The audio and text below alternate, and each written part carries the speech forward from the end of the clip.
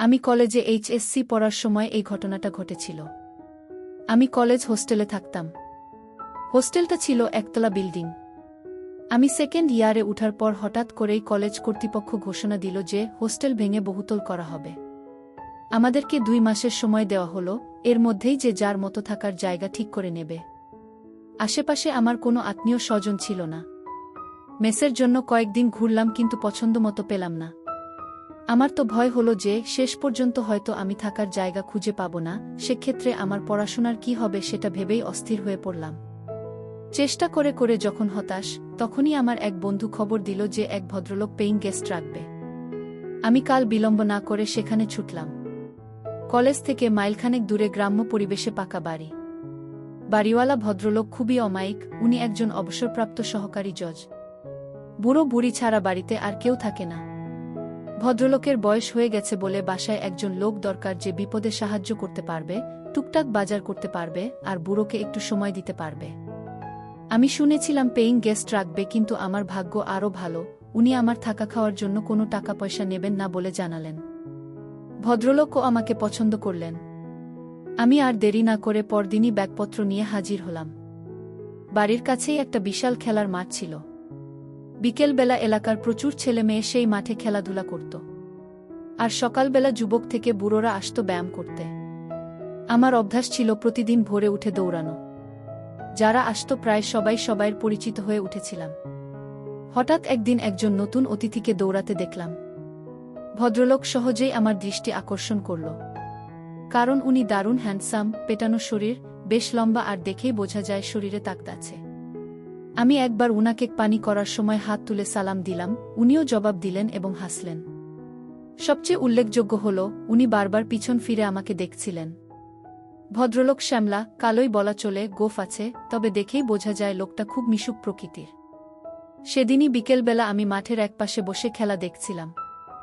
এমন সময় সেই ভদ্রলোককে দেখলাম, তবে একা নয়, সাথে 8-9 বছরের একটা বাচ্চা মেয়ে খেলনা হাতে তার সাথে হাঁটছে। হঠাৎ করেই বাতাসে খেলনাটা ছুটে মাঠের মধ্যে উড়ে গেল।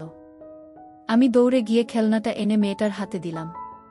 ভদ্রলোক খুব খুশি হয়ে বললেন, thanks brother, many many thanks, আমি আপনাকে সকালে মাঠে দেখেছি, রাইট? আমি মুখে জবাব না দিয়ে মাথা ঝাঁকালাম। উনি হাত বাড়িয়ে দিয়ে হ্যান্ডশেক করে বললেন, আমি মেজর সুবীর, আর্মিতে আছি, আর এ আমার মেয়ে মল্লিকা। আসুন না আমার বাসায়, জমিয়ে আড্ডা দেয়া যাবে। বেশি দূরে নয়, এই তো কাছেই। আমি কথা দিলাম যে অবশ্যই যাব। উনি বাসার লোকেশন বলে দিলেন, এখান থেকে উত্তর দিকে 8টা বাড়ি পরেই একটা মুদি দোকান আছে, রহমান স্টোর্স, সেটার পিছনেই তাদের বাড়ি, আমার নেমপ্লেট দেয়া আছে গিউ।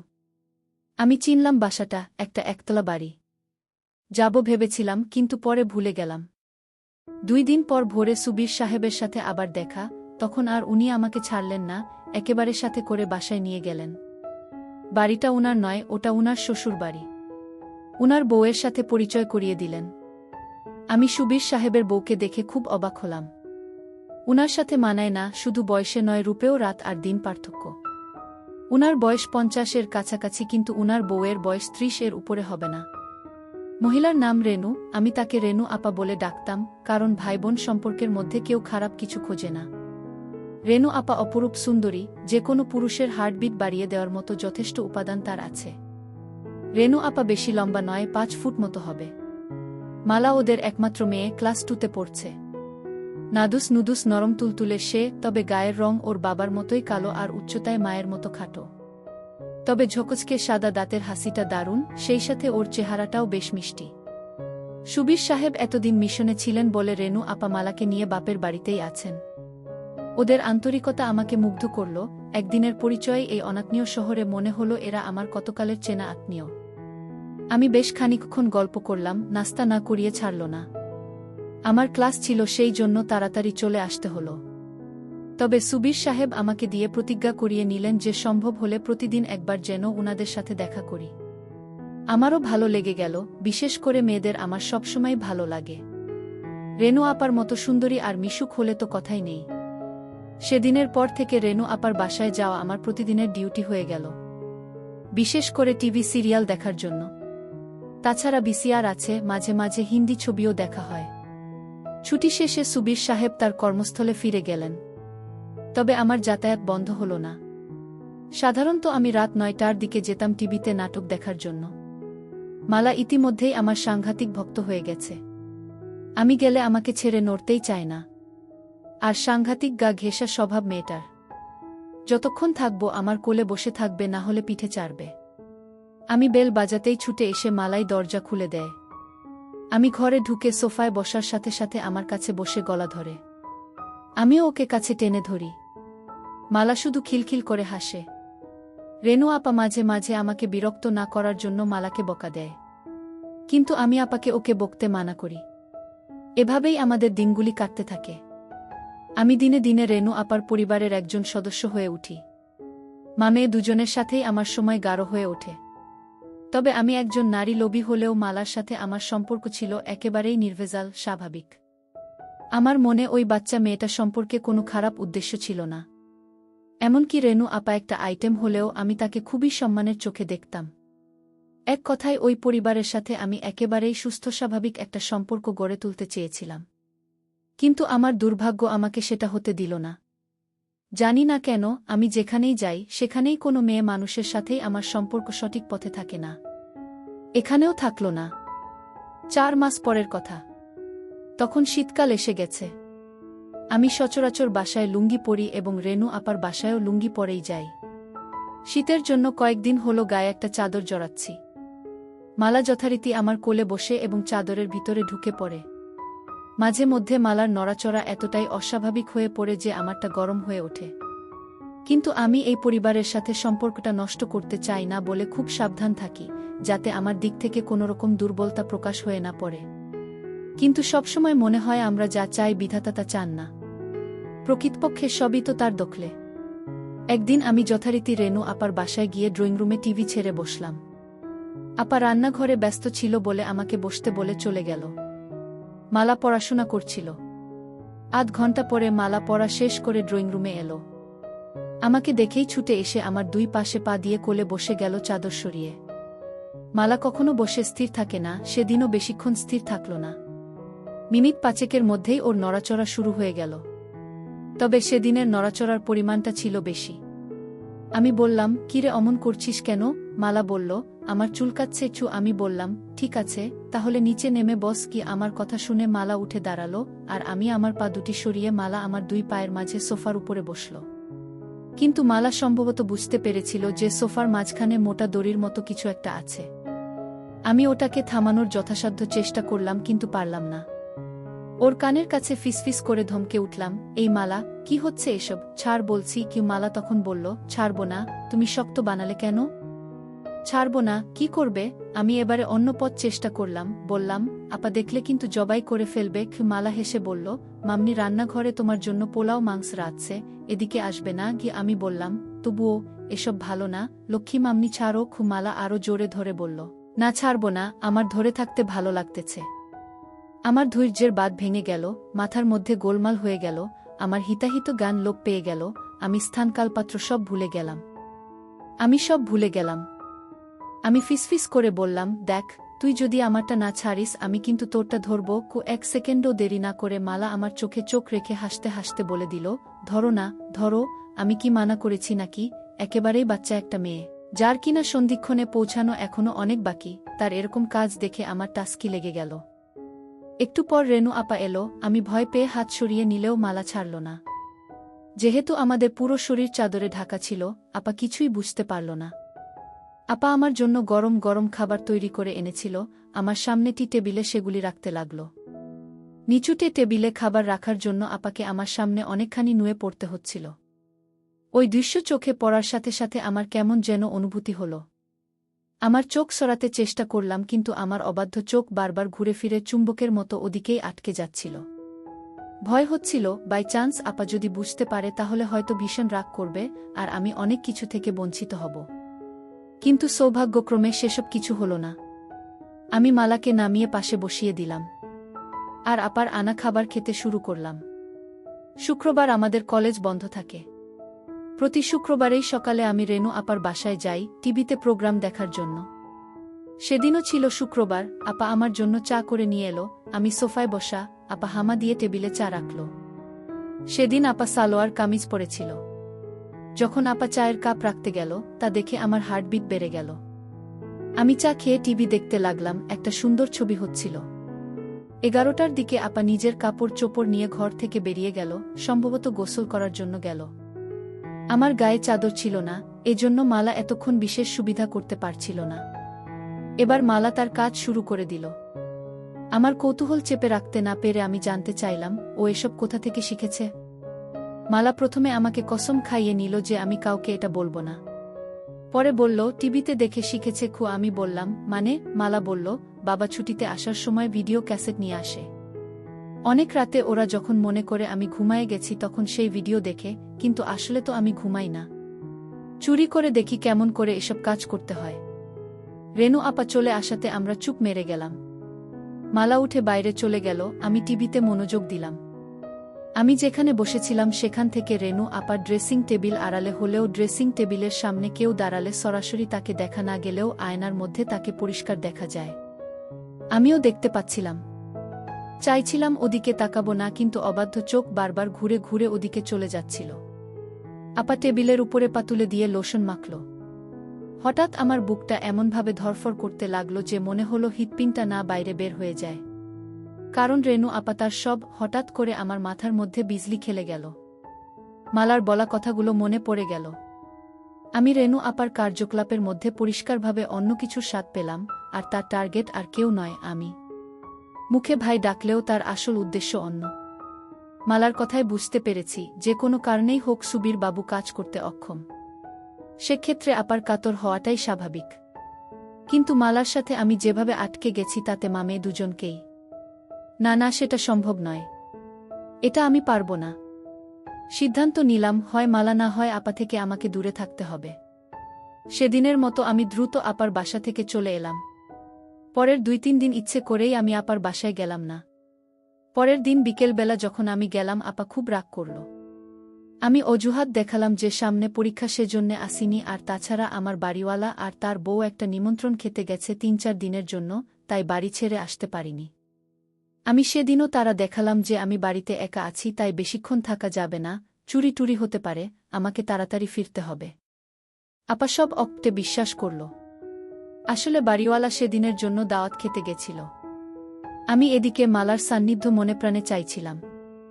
আর তাছাড়া এ কয়দিন মালাকে নিয়ে হাত দিয়ে কাজ চালিয়েছি। চোখের দেখা দেখিনি, তাই এটাই সবচেয়ে বড় সুযোগ, বাড়িতে আমি একা। মালাকে সাথে নিয়ে যাওয়ার কথা বলতেই আপা রাজি হয়ে গেল। মালাও বোধ হয় এটাই চাইছিল, সেও খুশি মনে আমার সাথে চলে এলো। বাড়িওয়ালা দাওয়াত খেতে গেছে, আসবে সেই গভীর রাতে।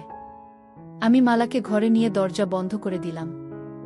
আগেই মালার জন্য কিছু চকলেট এনে রেখেছিলাম, সেগুলি ওকে দিয়ে আমি শুয়ে পড়লাম।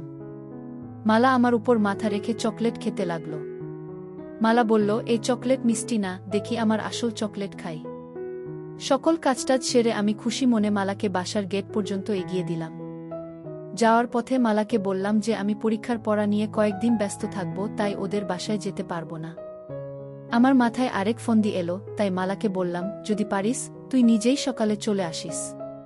সত্যি আমি 3-4 দিন না যাওয়াতে এক ভোরে মালা এসে হাজির। আমি ওকে নিয়ে বাড়ির পিছনের সবজি খেতে গিয়ে বসলাম। ওখানে সকালের রোদটা লাগে, আর জায়গাটা নির্জন, সচরাচর ওদিকে কেউ যায় না। আবার দুজনে মিলে কাজ শুরু করে দিলাম। বেশ শান্তি পেলাম আজ। ঠিক পরে দিন মালা একটা দুঃসংবাদটা দিল। সুবীর বাবু কোয়ার্টার পেয়েছেন, মালারা খুব শীঘ্রই ঢাকায় চলে যাচ্ছে। মালা খবর দিল যে রেনু আপা আমাকে দেখা করতে বলেছে। আমি দ্রুত রেনু আপার সাথে দেখা করলাম। আপা আমাকে তার স্বামীর লেখা চিঠি পড়তে দিল। সুবীর বাবু আসতে পারবেন না, তাই আমাকে অনুরোধ করেছেন মালা আর আপাকে ঢাকার গাড়িতে উঠিয়ে দেওয়ার জন্য। রেনু আপার সকল প্রস্তুতি আগে থেকেই নেওয়া ছিল। আমাকে পরের দিনের টিকিট আনতে বলল। আমি পরের দিনের ট্রেনেই আপা আর মালাকে তুলে দিলাম। আমার কেন যেন মনে হলো আপা আমার উপর রাগ করেই তাড়াহুড়ো করে চলে গেল। অনার্স করার পরে পারিবারিক জটিলতার কারণে আমার আর গতানুগতিক লেখাপড়া করা সম্ভব হচ্ছিল না। তাই বিদেশ যাবার উদ্দেশ্যে কর্মমুখী শিক্ষা নেয়ার জন্য ঢাকার একটা বড় নামকরা শিক্ষায়তনে ভর্তি হলাম। এক বন্ধুর সাথে মেসে থাকতাম। ঢাকায় আসার পর থেকেই রেনু আপা আর মালার সাথে দেখা করার এক অদম্য আগ্রহ থাকলেও ইনস্টিটিউটের কঠিন নিয়মকানুনের জন্য হয়ে ওঠেনি। কারণ সকাল 7টা থেকে দুপুর 2টা পর্যন্ত ক্লাস করতে হতো, তারপরে মেসে ফিরে পরের দিনের হোমওয়ার্ক করতে হতো, সপ্তাহে শুধু শুক্রবারে ছুটি থাকত। বেশি ছুটি পেলেই বাড়িতে যেতে হতো টাকার জন্য, এসব কারণে আর হয়ে ওঠেনি। সবচেয়ে বড় সমস্যা হলো, রেনু আপাদেরকে তো খুঁজে বের করতে হবে, আমি সুবীর বাবুর ঠিকানা জানি না। আর সে কাজের জন্য যথেষ্ট সময় দরকার, যেটা আমি কোনোভাবেই ম্যানেজ করতে পারছিলাম না। হঠাৎ করেই ইনস্টিটিউট 2 সপ্তাহের জন্য বন্ধ হয়ে গেল। আমি বাড়ি যাওয়া বাদ দিয়ে মালাদের খুঁজে বের করার জন্য মনস্থির করলাম। মনটা বড়ই আওলা লাগতেছিল। আমি ছুটির কথা বন্ধুকে বললাম, কিন্তু বাড়ি যাব না সেটা বললাম না। পরের দিন বন্ধু কাজে বেরিয়ে যাওয়ার সময় শুধু জানালাম, আমি হয়তো বাড়ি চলে যেতে পারি। প্রথমেই গেলাম ঢাকা সেনানিবাস অফিসার্স কোয়ার্টার্স এলাকায়। ঢুকতেই গার্ডদের বসার রুম, সেখানে জিজ্ঞেস করে জানতে পারলাম সুবীর বাবু অনেক আগে কোয়ার্টারে থাকতেন। পরে তিনি মিশনে বিদেশ চলে যান। বিদেশ থেকে ফিরে ঢাকায় বাড়ি কিনেছেন, উনার পরিবার সেই বাড়িতেই থাকে। কিন্তু তারা সেই বাসার ঠিকানা দিতে পারল না, তবে আমাকে আর্মি হেডকোয়ার্টারে খোঁজ নেবার পরামর্শ দিল। আমি সোজা হেডকোয়ার্টারে গিয়ে খোঁজ নিলাম। সুবীর বাবুর প্রমোশন হয়ে এখন তিনি লেফটেন্যান্ট কর্নেল, বাসার ঠিকানা পাওয়া গেল। আমি কোনো দ্বিধা না করে সোজা চলে গেলাম মিরপুরের সেই বাসায়। সহজেই পাওয়া গেল, নম্বর মিলিয়ে 6তলা বিল্ডিং এর সামনে যেতেই বসবাসকারীদের নেমপ্লেট চোখে পড়ল, সেখানে সুবীর বাবুর নামও আছে। আসলে সুবীর বাবু বাড়ি নয়, ফ্ল্যাট কিনেছেন। নামের পাশেই ফ্ল্যাটের নাম্বার দেয়া। 4 তলায় সুবীর বাবুর ফ্ল্যাট। 4 তলায় গিয়ে সুবীর বাবুর নাম লেখা দরজার বেল চাপতেই ভিতর থেকে আওয়াজ পেলাম, কে? জবাব না দিয়ে দাঁড়িয়ে রইলাম। কিছুক্ষণ পর দরজা খুলে গেল। মালাকে চিনতে একটু কষ্টই হলো, রাস্তায় দেখলে চিনতে পারতাম না। চেহারার আদলটা আছে, আর সব কিছু পাল্টে গেছে। বেশ লম্বা আর একটু মোটা হয়েছে মালা। আমাকে দেখেই চোখ কপালে তুলে একটা চিৎকার দিল, ও মাম্নি, দেখো কে আসছে। রেনু আপা ছুটে এলো, আমাকে দেখেই কাছে টেনে নিল। বাসায় ঢোকার পর একটু অভিমান, একটু রাগ, কেন আসিনি, কেন খবর রাখিনি, এইসব চলল অনেকক্ষণ ধরে। বিকেলে সুবীর বাবু ফিরেও এক চোট বকা দিলেন। কিন্তু আদরের সীমা নেই, যেন জামাই আদর। আপা আমাকে কি কি রান্না করে খাওয়াবে সেটা নিয়ে ব্যস্ত হয়ে গেল। বিকেলবেলা আপা আর্মিদের বউদের নাকি একটা ক্লাব আছে, সেখানে চলে গেল। পরে মালা আমাকে বলল, আপা ফিরবে সন্ধ্যার পর। আপা গেলেও সুবীর বাবু বাসায় রইলেন। সেদিন আর মালাকে একা পেলামই না। তবে চোখে চোখে আমাদের অনেক কথা হয়ে গেল। এভাবে একটা দিন গেল। এতদিন পরে এলেও মালার মাঝে আমার জন্য ব্যাকুলতা দেখে ভালো লাগলো। যাক, শেষ পর্যন্ত এত কষ্ট করে খুঁজে বের করা সার্থক হবে বলে মনে হচ্ছে। সৌভাগ্য কাকে বলে। পরদিন সকালে অফিসে যাবার ঘণ্টাখানেক পর বাসায় ফিরে সুবীর বাবু ঘোষণা দিলেন উনাকে এক্ষুনি বান্দরবান ছুটতে হবে, ওখানে কি যেন একটা ঝামেলা হয়েছে। আধা ঘন্টার মধ্যে নিচে গাড়ি এসে হর্ন দিল, উনি চলে গেলেন। যাবার আগে আমাকে অনুরোধ করে বলে গেলেন আমি যেন উনি না ফেরা পর্যন্ত না যাই। মনে মনে বললাম, আমিও তো সেটাই চাই। মালা সকালে স্কুলে গেছে, আসবে 2টার দিকে। বাসায় আমি আর রেনু আপা একা, আপা রান্নাঘরে ব্যস্ত রান্না নিয়ে। রান্না শেষে আপা আমাকে গোসল করে নিতে বলল। আমি গোসল থেকে বের হলে আপা গেল গোসল করতে। এ ফ্ল্যাটে গেস্ট রুম আছে, কাজেই আপা বেডরুমে আর আমি গেস্ট রুমে। টেবিলে খাবার দেবার সময় খেয়াল করলাম, আপার লোভী চোখ আমাকে কেবল দেখছে আর দেখছে, যেন গিলে খাবে। খাওয়া শেষ করে আপা আমাকে বলল, তোর সাথে আমার কিছু কথা আছে। আমি ব্যস্ততার ভান করে বললাম, আপা, আছি তো বেশ কিছুদিন, পরে শুনব। আমি বুঝতে পেরেছিলাম আপা আমাকে কি বলতে চায়। আপা বলল, আচ্ছা ঠিক আছে, তুই রেস্ট নে, আমি একটু বেরুব, একটু পরেই মালা চলে আসবে। আমি গেস্ট রুমে ফিরে এলাম। আপা সেজেগুজে যাওয়ার সময় আমার সাথে দেখা করে দরজা লাগাতে বলল। আপাকে কেমন যেন বিষণ্ণ লাগছিল। 2টার পরই কলিং বেল বাজল। দরজা খুলে দিতেই মালার হাসি মুখ দেখতে পেলাম, খুশিতে চমকাচ্ছে। ঘরে ঢুকেই বলল, বাবা আসেনি? ওর বাবার বান্দরবান যাওয়ার কথা ওকে জানালাম। শুনে আরও বেশি খুশি হলো, আমাকে নিয়ে নাচতে লাগলো আর গান গাইতে লাগলো। মালা বেশ লম্বা হয়েছে। মনে হলো মাঝের এই 6টি বছর মালার কাছে 6টি দিনের মতো। মালা সেই আগের মতোই আছে, একটুও বদলায়নি। আমাকে চকাস চকাস করে অনেকগুলি পাপ্পা দিয়ে বলল, মামা ওয়েট করো, আমি আসছি। মালা দৌড়ে ওর রুমে চলে গেল, স্কুল ড্রেস ছেড়ে স্কার্ট আর টি শার্ট পরে এলো। এসেই ঘোষণা দিল, মামা চলো আজ একসাথে গোসল করব। আমি অবাক হয়ে বললাম, বলিস কি? মালা বলল, হ্যাঁ, এটা আমার অনেক দিনের স্বপ্ন।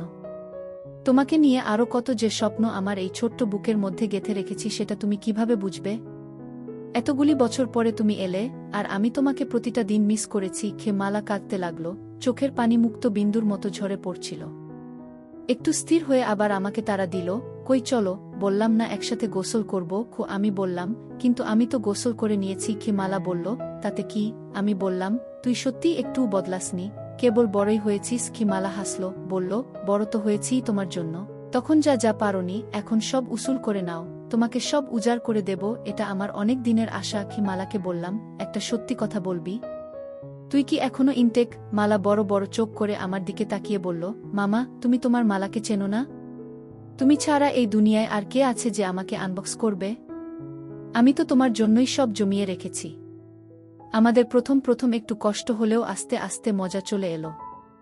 মালাও দারুণভাবে এনজয় করতে লাগল। সন্ধ্যার পর রেনু আপা এলে আমরা বসে বসে অনেক গল্প করলাম। রেনু আপা আমার দিকে কি রকম করে যেন চোখে তাকাচ্ছিল। রাতে আমি শুয়ে পড়ার পরে আগের রাতে সুবীর বাবু আমার মশারি টাঙিয়ে দিয়েছিল। সেদিন রাতে সুবীর বাবু না থাকাতে আপাকে দেখলাম মশারি হাতে আমার বিছানার কাছে আসতে।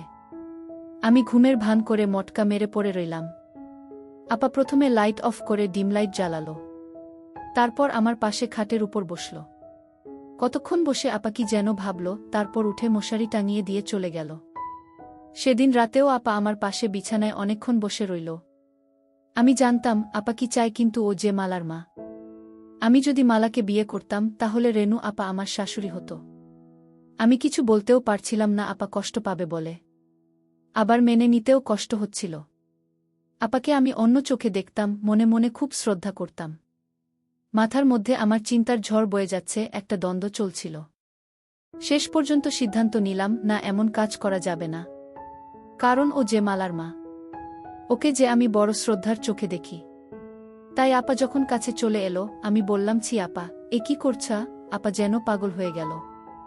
আমাকে ধরে বলল, প্লিজ আমাকে একটু সুখ দে, আমি আর থাকতে পারছি না, আমি তিলে তিলে শেষ হয়ে যাচ্ছি। লক্ষ্মী ভাই আমার, আমাকে বঞ্চিত করিস না।